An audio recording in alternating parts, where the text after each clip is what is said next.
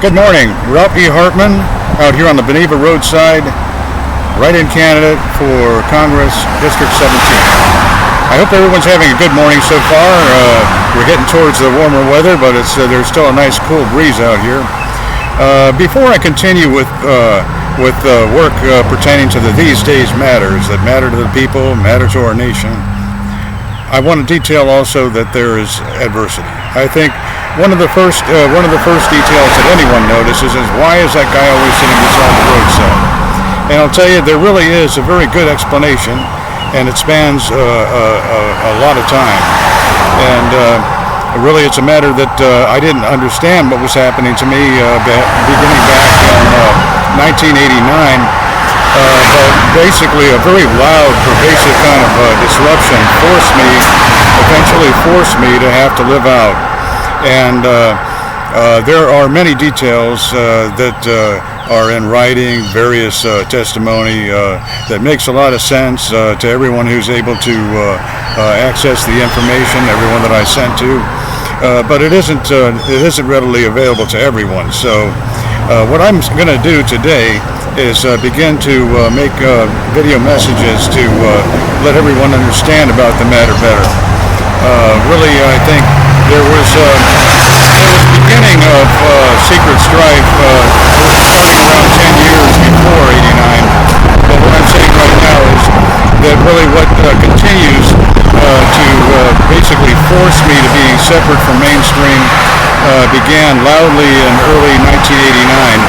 Soon after the inauguration of George Herbert Walker Bush.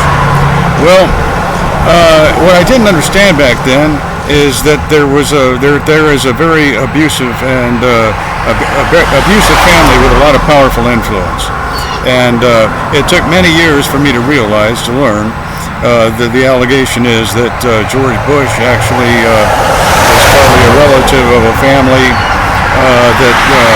of a former stepfather by the name of William B. Love. So that detail in mind, that at the time what happened was when I was temporarily living in a motel, the Alamanda Motel on North Tamiami Trail, there was a night where there was a speeding semi heading north, very loud. But there wasn't any sound. There wasn't any other sound about it. But the next morning, everything was kind of like activated into the air conditioning systems. Some kind of a radio broadcasting blitz had started. At first, I thought maybe it was relevant to a business named Paragon Sound on the trail there, maybe a half a mile or a mile north. But it turned out to be much more than that and much more widespread. And soon spread to the ground equipment over the airport, and then was soon in the sounds of aircraft on the airport and in flight. And so like I said, it started back then, early 1989, and it was very disruptive.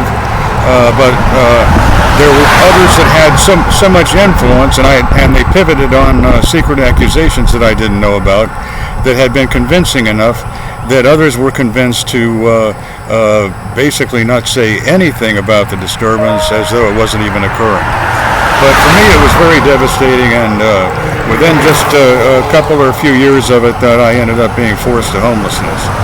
So what I'm going to do is go ahead and start detailing matters, including the beginning of secret accusations that were pivoted on that I didn't learn until many years after. It will explain why that I ended up having to spend an extended period of time living life like this. But then also will explain that a lot of matters that otherwise wouldn't have been resolved are easily resolvable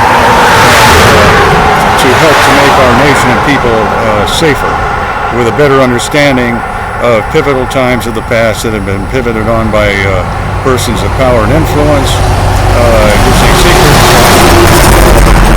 incidents, secret accusations to progress in a way that was really corrupt and reliant upon formerly secret